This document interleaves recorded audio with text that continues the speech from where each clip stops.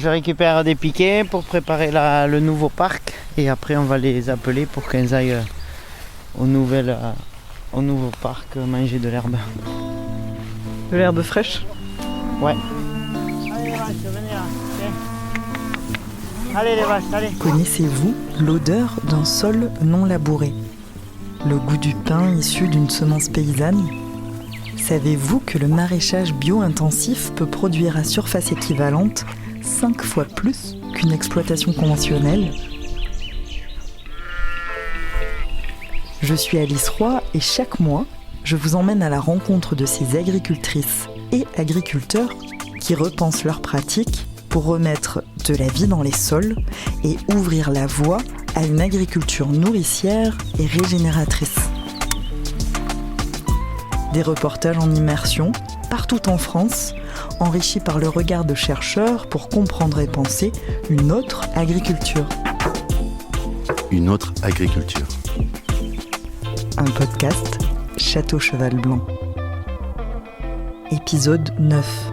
Élevage bovin et cycle de l'eau. Pour résister mieux à la sécheresse, il faut laisser la place avec une connexion entre les plantes et la vie du sol. Avec Bruno Cabrol, éleveur et cultivateur de céréales dans le Tarn. Le problème, c'est que dans le réchauffement climatique, on a négligé la dégradation des sols. Il faut s'appuyer sur les règles du fonctionnement du vivant, il faut imiter le vivant. Cédric Cabrol, agriculteur, agro-éco-climatologue. Moi je dis pas soyez tous véganes, soyez tous végétariens, non, il faut vraiment qu'on travaille avec ces agriculteurs, ces paysans qui font les paysages et qui me permettent de maintenir ces paysages vivants et en eau. Et Charlène Descolonges, hydrologue.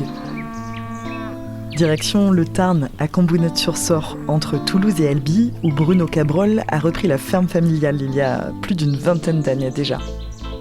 Sur ses 170 hectares, il élève une cinquantaine de vaches laitières et à viande et cultive des céréales pour nourrir son troupeau. Mais la ferme est située dans la plaine et elle subit de plus en plus de sécheresse. Alors mieux retenir l'eau est devenu essentiel pour protéger les sols et assurer l'avenir de l'exploitation. Alors, avec son frère Cédric, agro-éco-climatologue, Bruno cherche des solutions pour mieux capter l'eau dans les sols. Tous deux transforment progressivement la ferme. L'élevage intensif de vaches laitières a laissé place à une approche plus douce, plus durable. Aujourd'hui, les prairies permanentes s'étendent à perte de vue et Bruno fait pâturer ses vaches toute l'année en alternant les parcelles. C'est ce qu'on appelle le pâturage tournant. Sous le soleil du mois de juin, je retrouve Cédric et Bruno au cœur des travaux de la ferme. Irrigation des jeunes arbres qui viennent d'être plantés et déplacement des clôtures pour assurer le pâturage des vaches. Ensemble, les deux frères travaillent main dans la main. Cédric se consacre plutôt à la recherche et à l'innovation en agroécologie, tandis que Bruno gère les cultures et l'élevage des vaches. C'est quoi l'intérêt de les changer de parc ? Typiquement un champ qu'un agriculteur normal, il aurait coupé l'herbe tant qu'elle était verte et tendre pour faire du foin. Sauf qu'on aurait eu du foin avec des frais de mécanisation, de gasoil, et du foin dans le bâtiment, et du coup un sol nu non protégé dans le champ. Et là en fait moi je fais pâturer, donc l'herbe elle est un peu vieille. En fait les vaches elles mangent le meilleur toujours, donc elles ont tendance à laisser un peu le moins bon, le plus pailleux, elles le laissent au sol, ça protège le sol, et elles mangent le plus vert, le meilleur. Et plus on leur laisse trier entre le bon et le mauvais, plus on aura tendance à avoir encore de la richesse en énergie, et avoir les bêtes qui n'ont pas besoin d'avoir de gasoil ou de concentré de céréales pour qu'elles vivent, quoi. Du coup il y a 150 hectares à peu près. Le site d'ici a 70 hectares qui est accessible aux vaches, dont tout est à la pâture. Et après il y a une trentaine d'hectares qui sont pour les fourrages d'hiver, pour les 2 mois d'hiver. Donc je fais du sorgho, du maïs, un peu d'herbe ou du foin. Et après il y a une trentaine d'hectares, c'est pour les céréales de vente, orge, blé, maïs. Donc on est dans le Tarn, dans une région très sèche. Comment vous gérez cette sécheresse et le manque d'eau ? Pour résister mieux à la sécheresse, il faut laisser la place avec une connexion entre les plantes et la vie du sol, la biologie du sol. Donc ça veut dire qu'il faut baisser les pesticides, il faut supprimer les engrais, il faut mettre beaucoup de diversité dans les plantes au moins 12-15 plantes. Et ça, ce sont des leviers pour baisser l'irrigation, pour être résilient. En France, on a 500 milliards de mètres cubes d'eau qui arrivent par les pluies. Chaque année, on est très influencé par l'océan Atlantique qui nous amène toute cette eau. Il y a 60% qui part dans l'atmosphère. C'est cette fameuse eau verte qui est dans les sols et qui est évapotranspirée par le végétal. Mais cette eau qui part dans l'atmosphère n'est pas perdue puisqu'une partie peut reprécipiter soit sur les régions en local ou les régions voisines et plus largement sur les continents.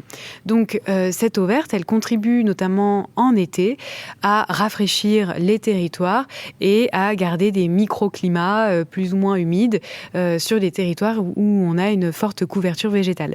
Une fois qu'elle est partie, cette eau verte, ou qu'elle est recyclée à l'intérieur des territoires, des continents, l'eau, elle va ruisseler dans les ruisseaux, dans les rivières et les grands fleuves, ou s'infiltrer, recharger les nappes. Et ça, c'est ce qu'on appelle la ressource en eau renouvelable. Donc 200 milliards de mètres cubes d'eau chaque année. Ces 200 milliards de mètres cubes d'eau chaque année sont en baisse tendancielle depuis 30 ans maintenant. 14% de ces 200 milliards de mètres cubes d'eau diminuent malheureusement en raison des premiers signes du changement climatique, une baisse des précipitations dans le sud de la France, la moitié sud, et une augmentation de l'évaporation qui empêche l'eau de s'infiltrer dans les sols, recharger les nappes et s'écouler dans les rivières.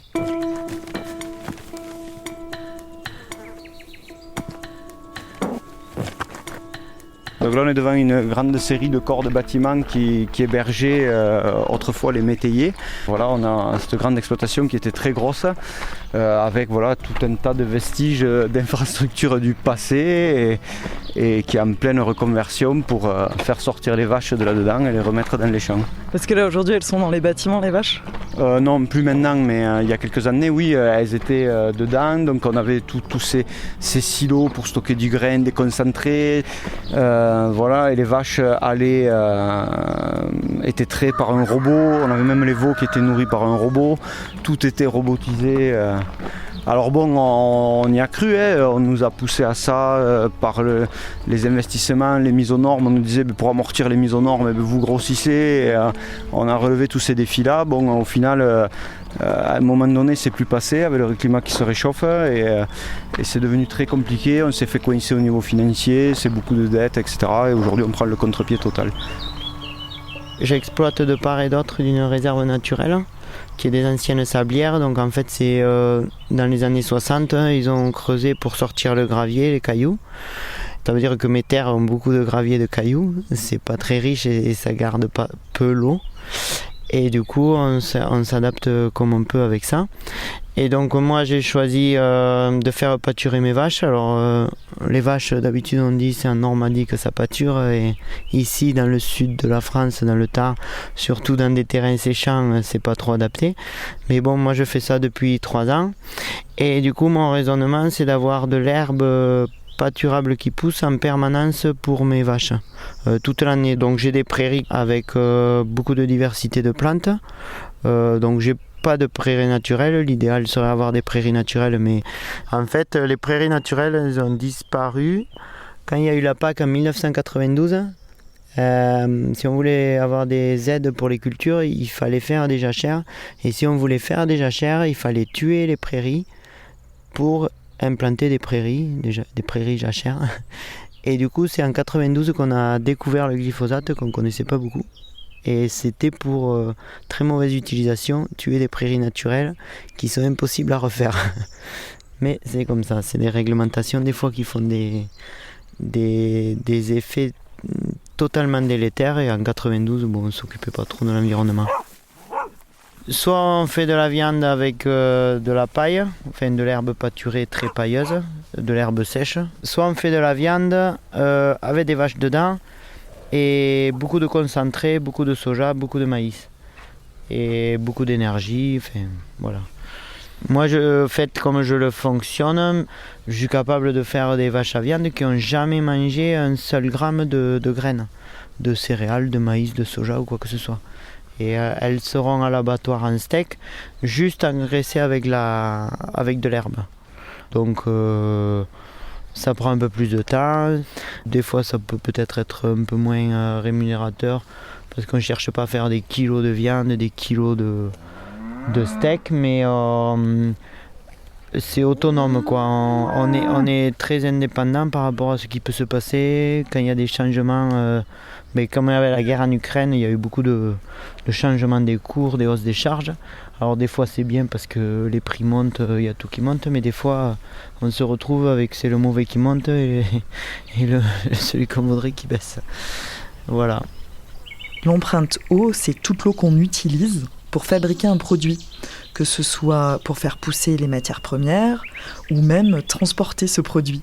Et dans cette empreinte eau, on distingue l'eau bleue, prélevée dans les rivières ou les nappes, l'eau verte, issue de la pluie, stockée dans le sol, et l'eau grise, l'eau souillée par nos activités humaines. Alors l'agriculture est la première consommatrice en eau en France. Entre 2,5 et 3,5 milliards de mètres cubes d'eau chaque année sont utilisés pour l'irrigation agricole. Donc c'est de l'eau bleue qu'on prélève du milieu, qu'on irrigue dans les monocultures en général. Et cette eau ne revient pas dans le milieu, pas directement. Donc c'est de l'eau qui est consommée et ce poids de l'agriculture est assez conséquent. Plus de 50% des eaux consommées sont dédiées à l'irrigation agricole. Et pas n'importe laquelle. Une forme d'agriculture plutôt intensive qui ne fait que des céréales et en particulier du maïs qui est très consommatrice et voilà, donc il y a cette question du partage de l'eau entre les différentes formes d'agriculture et est-ce qu'on favorise une agriculture qui va régénérer ces cycles de l'eau verte et de l'eau bleue par des formes de polyculture élevage notamment ou une irrigation qui va utiliser à la fois beaucoup d'eau dans une période où on en a besoin et utiliser des intrants chimiques, engrais de synthèse et pesticides qui vont être lessivés dans les sols et s'accumuler dans les hydrosystèmes. Donc ça, c'est un choix de modèle agricole que l'on doit opérer. Et bien évidemment, nous, on pousse vers des formes de polyculture élevage qui vont travailler à l'échelle des bassins versants, sur le fait de ralentir l'eau de pluie et de ruissellement, de l'infiltrer, la stocker dans les sols, dans les nappes, dans les zones humides, dans les trames bocagères ou forestières qui peuvent reconstituer sur les parcelles. Et tout ça, c'est ce qu'on appelle vraiment l'hydrologie régénérative à l'échelle des bassins versants, qui concerne les agriculteurs, mais aussi les gestionnaires des forêts, les gestionnaires des rivières, ceux qui travaillent dans les villes pour désimperméabiliser les villes. Et en fait, l'ensemble de ces solutions permet de régénérer ces cycles de l'eau qu'on a dégradés et qu'on a fortement drainés et évacués le plus vite, le plus loin possible. Donc quand on a des agriculteurs qui nous disent « laissez-nous construire des méga-bassines puisque l'eau part », eh bien on leur répond précisément c'est parce que l'eau est drainée, partie, évacuée le plus vite possible qu'il faut la ralentir et compter sur ce stock d'eau dans les sols pour vos besoins. Donc on est bien conscient qu'il y a aussi peut-être du stockage à faire, mais on le fera en bonne intelligence pour une forme d'agriculture qui prend soin du vivant, qui prend soin de l'eau, qui prend soin des sols, qui prend soin des arbres. Et c'est une forme d'agriculture qui, selon nous, sera plus résiliente face aux extrêmes hydrologiques et le changement climatique. Quand je les élevais en hors-sol avec beaucoup d'énergie, plus de méthane, là c'est un problème les ruminants parce qu'on les utilise à manger du grain. Il n'y a pas de cercle vertueux, elles mangent du grain, le fumier ne retourne pas à la terre. Oui, il y a beaucoup de pertes à beaucoup d'endroits, ne serait-ce que le fumier, il y a beaucoup de pertes par ammoniac, de l'azote, du méthane, l'odeur, si les bâtiments agricoles ça sent, c'est de l'azote et c'est du carbone qui part en méthane. Et en fait, là, comme je fonctionne, toutes ces fuites, on ne les a pas. Quand la vache urine, directement, c'est infiltré dans le sol. Du coup, ça ne peut pas s'évader. Et pour la partie bouse, en fait, je ne mets pas de vermifuge sur mes bêtes. Ça permet d'avoir des bousiers. C'est des petits insectes qui se mettent sur les bouses. Et du coup, ils sont dans les bouses pour digérer la bouse et ils creusent des galeries dans le sol. Ça joue quel rôle dans le sol ? C'est très important pour la fertilité et pour pas de perte de carbone, encore plus de carbone stocké. L'herbe va me pousser mieux derrière, voilà. Les bousiers, tu vois, c'est ça là, tous ces trous là. Alors je sais pas, tu vois là, il y en a là. Hop. Ils vivent là-dedans et puis ils vont enterrer la bouse dans le sol pour éviter tout ce qui est perte de gaz, de CO2, enfin de méthane, d'azote et rendre tout ça accessible aux plantes. Alors ce chiffre, donc où un kilo de bœuf, ce serait 15 000 litres d'eau. Donc ça, j'essaie de le débunker, cette idée reçue. Et en fait, on fait bien cette distinction entre eau verte et eau bleue. Donc plus on a un élevage extensif, paradoxalement, plus on a une empreinte eau élevée parce qu'on va être plus dépendant de cette eau verte dans les surfaces en prairie. Et c'est pas forcément une mauvaise chose, au contraire, c'est ce qu'on essaye d'avoir en fait. Mais on se rend dépendant. Et donc ça veut dire que pour maintenir ces surfaces en herbe, en prairie, eh bien, il faut prévoir ces aménagements qui vont ralentir cette eau, la garder dans les sols, etc. Et si c'est pas le cas, si on draine, eh bien, certains vont vouloir se tourner vers l'irrigation de prairie, et ça, on le voit de plus en plus. Et donc là, on va aller chercher, on va pomper de l'eau pour irriguer des prairies plutôt que les laisser dans les sols, dans les rivières, dans les nappes.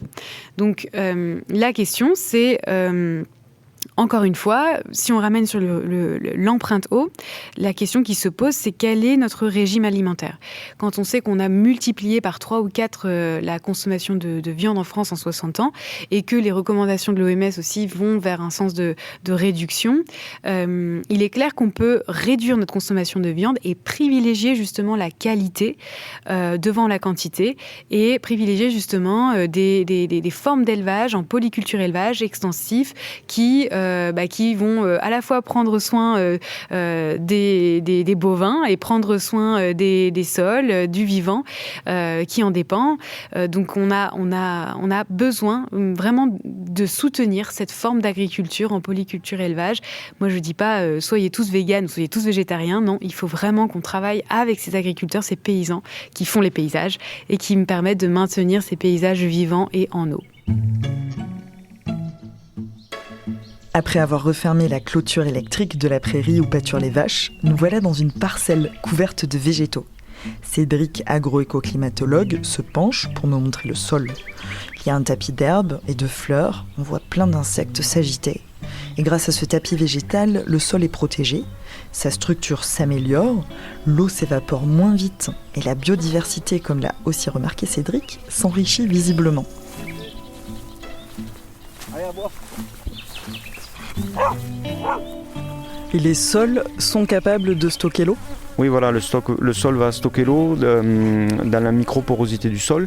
Donc, comme un buvard, si on prend une feuille de papier les fibres sont très tassées, on va stocker peu d'eau. Par contre, si on prend du sopalin, on va stocker beaucoup d'eau. Et en fait, le sol, c'est pareil. S'il est très compacté, dégradé, il ne va pas être capable de stocker beaucoup d'eau. Si par contre, on l'aère, que l'activité biologique, l'aère fait des micro-trous, là, on va pouvoir stocker davantage d'eau. Et après, dans les solutions de la nature, vous avez le ver de terre qui permet aussi avec un petit trou en surface qui fait 5 mm de diamètre, dessous on a une tube qui fait 1 mètre, ça permet d'augmenter énormément la surface d'échange. Et si l'eau, il y a un certain délai pour qu'elle rentre dans le sol, en augmentant la surface d'échange, on permet si elle tombe un peu vite, déjà de la stocker dans le trou du ver de terre, mais aussi de la répartir. Et si la surface avait un problème, qu'elle se réorganise, qu'elle devient étanche, on va chercher des surfaces qui sont préservées, on peut infiltrer l'eau, quoi. Et cette eau en fait qu'on stocke, vu qu'on a vu que l'humidité des sols joue sur les précipitations, c'est ce stock d'eau, c'est le réservoir des plantes qui va saturer l'atmosphère et faire en sorte que des pluies nouvelles viennent. Le problème, c'est que dans le réchauffement climatique, on a négligé la dégradation des sols. C'est-à-dire qu'on a fait une photo à l'instantané des sols du monde avec des zones qui n'étaient pas dégradées, des zones dégradées, et on voit bien qu'on a un meilleur climat là où les sols ne sont pas dégradés. Mais par contre, on continue à dégrader les sols. Donc ces dégradations ont un impact sur le climat. Cédric m'amène sur une parcelle voisine, et ici le sol est à nu, il n'y a aucun couvert végétal. Il me montre une croûte solide de terre, c'est la pluie, qui a frappé le sol et l'a tassé. On appelle ça la battance, et ça empêche l'eau de bien pénétrer dans le sol.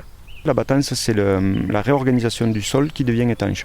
C'est lié à l'instabilité structurale, c'est-à-dire le sol se réorganise, vous avez le sable qui va se mettre au fond, puis le limon, puis les feuillets d'argile. Donc les feuillets d'argile, c'est comme des tuiles, ça peut créer une couche d'étanchéité. Et du coup, la nature avait développé énormément de stratégies pour se protéger de ça. Et en fait, nous, le problème, c'est qu'avec nos modèles économiques et nos façons de faire où on pense qu'on fait mieux, en fait, on fait moins bien de ce point de vue. Et il est urgent de lancer la transition agroécologique, que tout le monde apprenne à couvrir les sols et à travailler plus en appui sur les nombreuses vertus des écosystèmes. Quel intérêt de couvrir les sols ? Alors là j'ai parlé de l'instabilité structurale. En fait il y a une vulnérabilité à la battance et donc c'est lié, le sol va se réorganiser parce que les gouttes d'eau vont taper le sol et vont faire sédimenter la surface. Et c'est proportionnel à l'énergie cinétique des gouttes de pluie. Donc c'est sûr qu'avec le contexte du réchauffement climatique, le fait que les pluies soient plus violentes, ça ne nous aide pas. Par contre, en fonction de la quantité de matière organique qu'il y a dans le sol, on peut passer d'une battance quasi inexistante à une battance systématique, mais quelle que soit l'énergie cinétique des gouttes de pluie. Et là-dedans, les plantes, le fait de couvrir les sols, ça va briser les gouttes de pluie, ça va diminuer l'énergie cinétique, et du coup, au lieu d'avoir l'effet d'une pluie violente, on aura l'effet d'une pluie douce, et du coup, il n'y a pas de réorganisation du sol. Du coup, l'eau peut rentrer dans le sol et remplir les nappes, pour augmenter l'humidité des sols, faire pousser des plantes et augmenter les probabilités de précipitation. La forme de battance sur les sols, en particulier les sols limoneux, ça c'est un vrai sujet. Donc il y a une ligne de crête entre le non-labour ou le moindre travail du sol et aussi l'agriculture biologique, le moins d'intrants chimiques possible. Donc il y a cette forme d'agriculture biologique, de conservation des sols qui est en train d'émerger et qui rassemble des agriculteurs qui vont tester, expérimenter, suivre différentes techniques, mais c'est pas évident. Et là-dessus, je m'en remets totalement à l'expertise de l'agriculteur qui va, à la fois cultiver et à la fois maintenir le plus possible de surface en prairie pour garder ces sols éponges et qui gardent l'eau dans les sols, dans des sols vivants. Donc les sols battants, ça va être un vrai challenge agronomique et agricole pour avoir des sols vivants qui sont capables d'absorber des pluies qui seront abondantes et très fortes et s'intensifier avec le changement climatique. Bruno élève des vaches, mais il cultive aussi ses terres pour diversifier ses revenus, nourrir son bétail et réduire les risques liés à une seule activité. Alors végétaliser les sols, déjà on a parlé un petit peu, c'est protéger contre la battance, pour déjà permettre quand il pleut que l'eau rentre dans le sol. Deuxième effet qu'on voit, c'est que le fait qu'il y ait des plantes, on a moins d'inertie thermique, c'est-à-dire qu'on va refroidir plus vite le soir que le sol qui reste chaud. Du coup, ça nous permet d'avoir localement des points où on peut condenser de la rosée. Du coup, cette rosée va se poser sur les plantes. Et le matin, au lieu que la plante elle tape dans le stock d'eau qui est dans le sol, elle va être refroidie par la rosée qui s'évapore. Donc végétaliser en permanence, paradoxalement, ça peut permettre d'avoir plus d'eau dans le sol. Et du coup, qu'est-ce qu'il faut faire ? On imagine qu'il faut faire une agroforesterie où on met des arbres qui ne consomment pas trop d'eau, qui poussent assez vite et qui ont des canopées assez larges pour faire de l'ombre sur un maximum de surface. Et après, dans les stratégies qu'on a, vous voyez, on a des prairies, c'est très hétérogène au niveau de la hauteur des plantes. Et c'est ça, l'idée, c'est de faire de l'hétérogénéité et d'avoir des plantes qui font de l'ombre à d'autres. Et ce qu'on voit, c'est que ces plantes, quand les vaches vont passer, elles ne vont pas tout manger, elles vont laisser un peu de tige. Une partie servira directement à pailler le sol, d'autres vont rester droites, elles pourront continuer à capter de la rosée. Et dessous, on aura des plantes, celles qui repousseront rapidement à l'automne, qui sont déjà en place et protégées, qui vont attendre tout l'été. Dès qu'il y aura les premières pluies, elles vont exploser. Les probabilités de précipitation sont conditionnées par l'humidité des sols. Donc ça veut dire que quand les sols sont humides, il pleut. Quand ils sont secs, il pleut moins. Donc ça, tout le monde voit qu'on a ou des longues périodes de pluie ou de sécheresse. Et ça veut dire aussi, cette corrélation, elle est modulée par la végétation. Conserver de la végétation, ça permet d'augmenter les probabilités d'avoir de la pluie. Alors si ce n'est pas la pluie réelle qui tombe, c'est la précipitation invisible, c'est cette rosée dont je viens de parler, qu'il faut cultiver, capter, etc. C'est une humidité des sols qui se dépose tous les soirs sur la plante, qui redécolle tous les matins, mais qui permet d'économiser l'eau du sol. Et peut-on faire tomber la pluie ? Indirectement, oui, on peut contribuer à faire tomber la pluie. il y a beaucoup d'humidité au niveau des mers qui retombent dans la mer. Donc si on démarre de la mer et qu'on capte de la rosée, donc on permet à l'humidité de l'air maritime de se condenser sur le continent, vu qu'on a des phénomènes de recirculation sur le continent, et bien si on rentre un peu plus d'humidité au départ, et bien normalement on devrait se la faire passer de proche en proche au fil des différents compartiments d'écosystèmes, et au global on devrait augmenter les probabilités de précipitation sur tout le continent. C'est intéressant, cette expression de cultiver l'eau. C'est vrai qu'on l'associe assez facilement à l'hydrologie régénérative.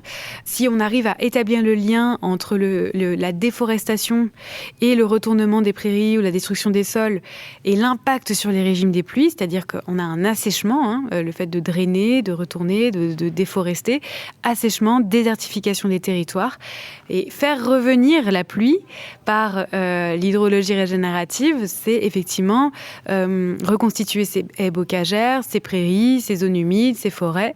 Mais le lien, on va dire, n'a pas encore été scientifiquement prouvé. Et donc, on ne peut pas faire ce raccourci, on va dire replanter la pluie. Ça, c'est pour l'instant scientifiquement pas démontré. Mais néanmoins, on peut toujours le faire avec cette intention de garder l'eau dans les sols et dans les paysages. Et après, on essaiera de faire avancer la science pour considérer le rôle de l'eau verte dans les cycles de l'eau et ces approches dites régénératives qui permettent à minima de maintenir des climats avec des régimes des pluies qui ne sont pas des déserts, quoi. L'activité biologique du sol, c'est tout ce qui vit dedans. Les micro-organismes, les vers de terre, et qui font partie de la chaîne alimentaire et vont par exemple nourrir les oiseaux. Donc quand le sol est bien vivant, les oiseaux se nourrissent de ces micro-organismes-là et pas des graines que l'agriculteur vient de semer. En un jour, l'activité biologique est capable de manger 10% du stock de graines qui est en surface. Donc ça veut dire que c'est un puissant désherbant.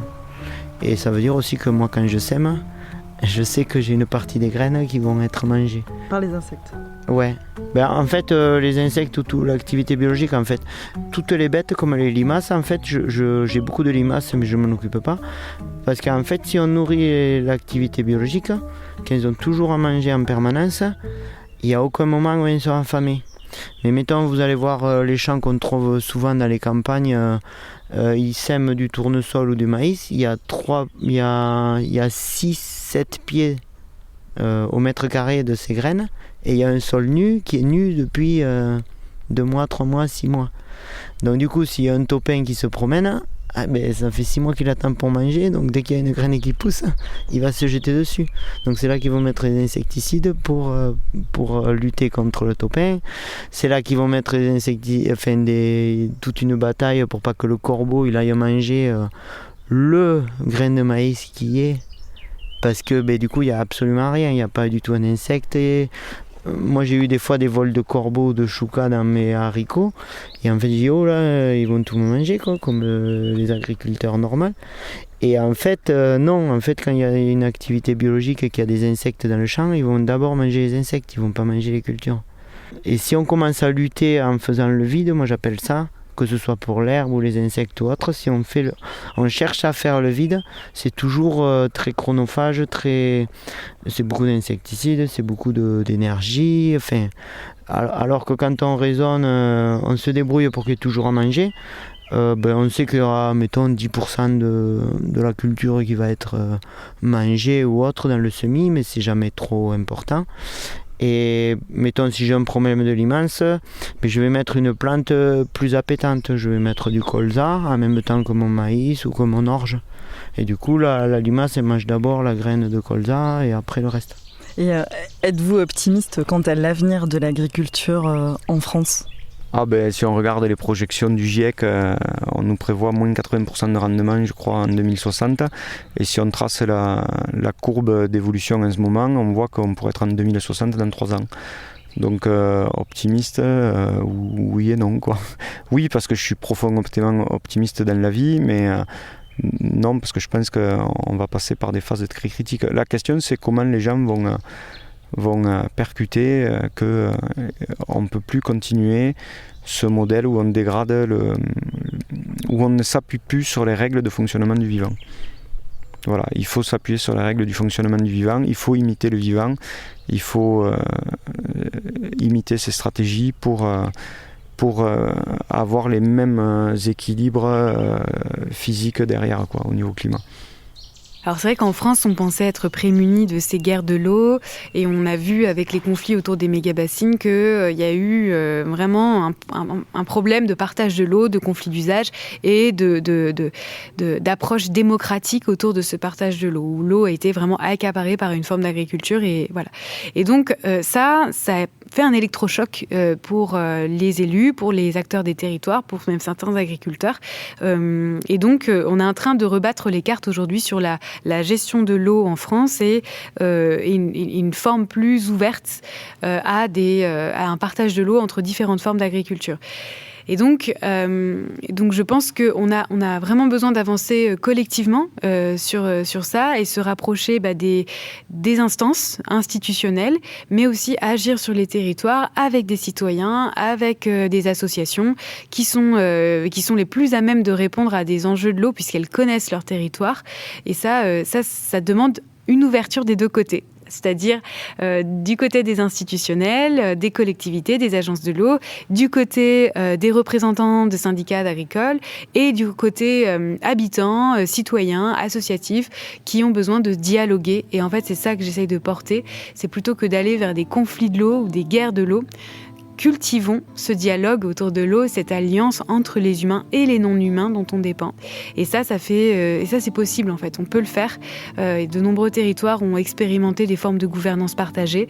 Donc je peux que encourager des dynamiques locales pour travailler dans un collectif à l'échelle d'un bassin versant, pour préserver l'eau pour aujourd'hui et pour demain s'adapter à un climat qui change. Sur leurs 170 hectares d'exploitation, les deux frères ont réussi à mettre en place depuis une vingtaine d'années un élevage extensif, des couverts végétaux, planter des arbres. C'est une approche globale qui redonne de la place au vivant et au cycle naturel de l'eau. Et demain, ils veulent aller encore plus loin, en développant la vente en circuit court, en ouvrant leur exploitation à d'autres corps de métier, comme des maraîchers, des paysans boulangers, pour créer une synergie sur ce lieu. Les frères Cabrol souhaitent ainsi que leur agriculture ne regarde plus seulement le rendement, mais aussi la qualité de la viande, des cultures et des sols qu'ils laisseront derrière eux. Une autre agriculture, un podcast Château Cheval Blanc. Écriture et tournage, Alice Roy. Réalisation et mixage, Loïc Frapsos. Musique originale, Samuel Hirsch. Direction artistique, Camille Juzo. Direction de production, Chloé Tavissian. Le mois prochain, je vous emmène dans le Finistère Sud.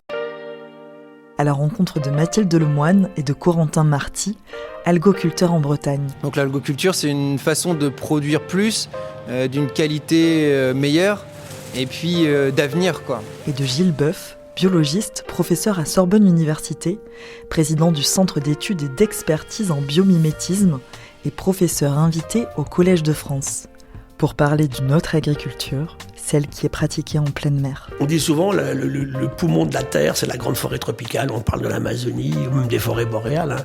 Eh bien non, l'océan produit plus d'oxygène que l'ensemble de tout ce qui est végétal terrestre.